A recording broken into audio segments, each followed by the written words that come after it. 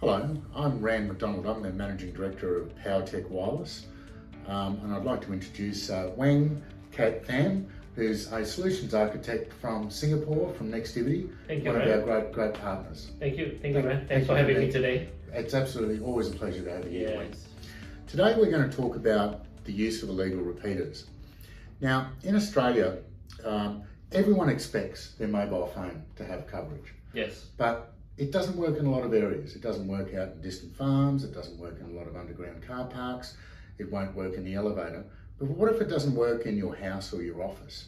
And what if you've even got a medical condition, for example, that requires you to be monitored at all times, and if you weren't monitored, you could be very sick? Now, people always blame the telecommunications providers. They go, why don't I have signal there? The telecommunications providers spend millions of dollars on every tower, but they can't penetrate everywhere. So what happens if you're in a car park and you can't put a tower? What if you're in a house and you don't have It's all reception? pure physical. It's all right? pure physical, yeah. Yeah. You've got radio waves and Yep. just not getting through a doorway or not getting around a corner. Right. So people then think, what do I do? So they look up websites and they often find these repeaters and they're a couple of $100. And they go, oh, for $200 or $300 I can fix this problem. They buy those repeaters. They're often wideband repeaters, and I'll pan to you in a minute so you can tell us more about why they're bad for the network and bad for everybody else. Yep. And they kind of work, but in my experiences, a lot of the time you put those on, the baby monitor doesn't work, your car remote control and your garage door remote control doesn't work, and that's because they grab signals from everywhere and they increase the sound of every signal, not just the sound of the band that you want.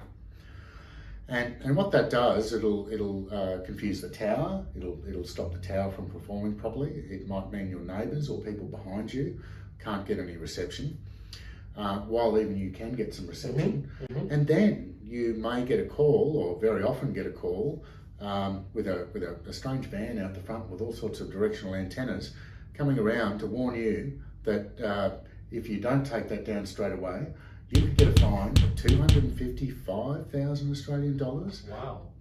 And or 2 years in jail. Now that sounds sounds like a very big fine for just having a repeater in there. I mean, let me talk about two things here.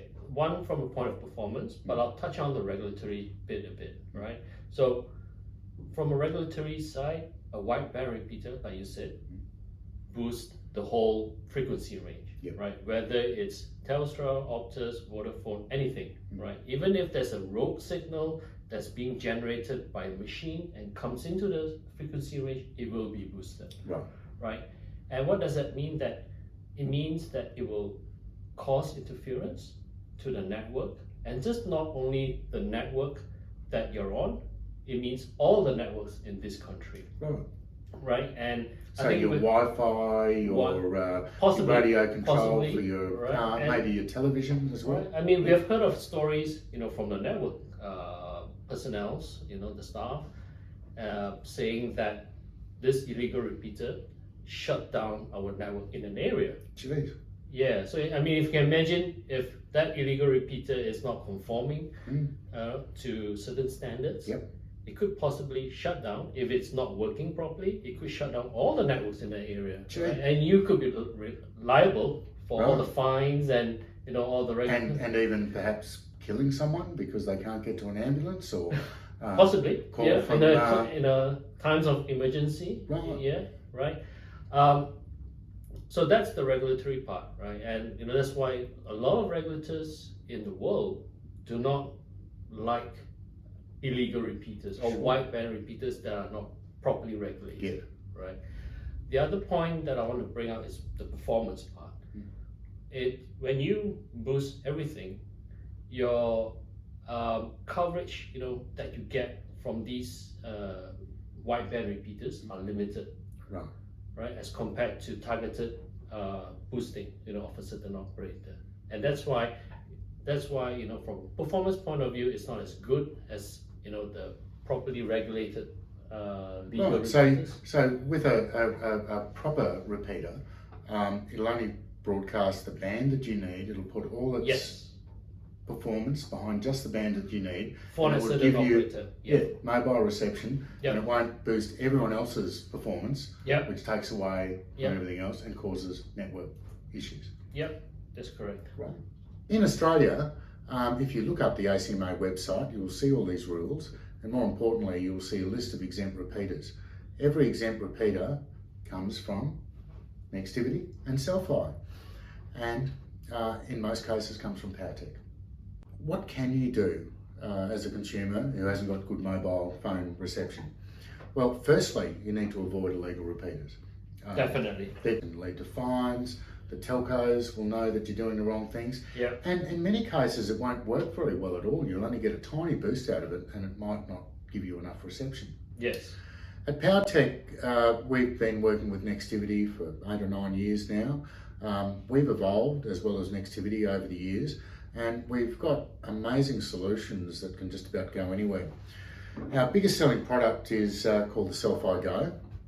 This product can be used in cars, boats, houses, Yep. and we can string many of them together and use them in bigger facilities like offices, warehouses, and in aged care facilities, which is probably the biggest area that we're using them right now. I usually tell my customers you can use Cel-Fi whenever you need a signal. Whenever you need a signal. Yeah. Mm. And I'm sure Powertec can build it for you. Build it, exactly. So to date, we've put out more than 150,000 of just this unit.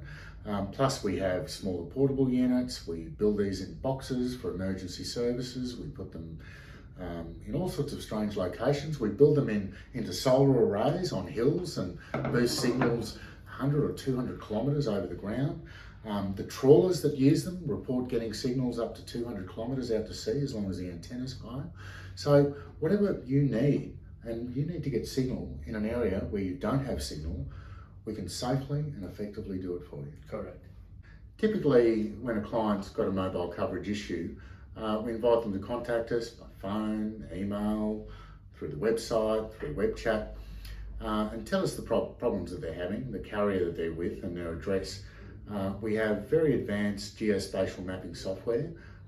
We look at in detail at the property and where the signals are. It'll tell us what sort of a signal we'll get in there and at what bands and where the antennas need to go. We then use our solution architects and sometimes advice from Nextivity if it's very, very complicated.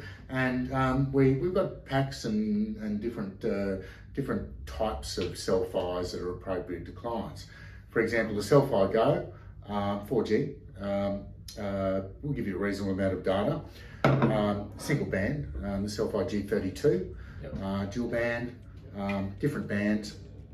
We have other products like the Cel-Fi Quattro that this building is powered with that goes right through the building on Ethernet. Oh, wow. We have new 5G versions of the product. We'll recommend the antennas, the placement of it, the whole lot. Arrange for a service technician if you don't have one to come out, and we'll come out and absolutely fix your problem.